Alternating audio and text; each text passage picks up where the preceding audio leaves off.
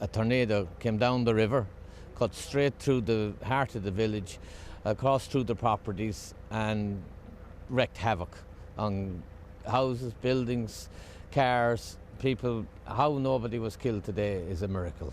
Pure carnage. It was like if a bomb had gone off. The streets were littered with rubble and rubbish. The whole building, the first building here on my left, the midsection was completely gone from between the two chimneys. It seemed to come across my building, and my whole building now the roof is all shredded and pitted. The front was, I lost a couple of windows.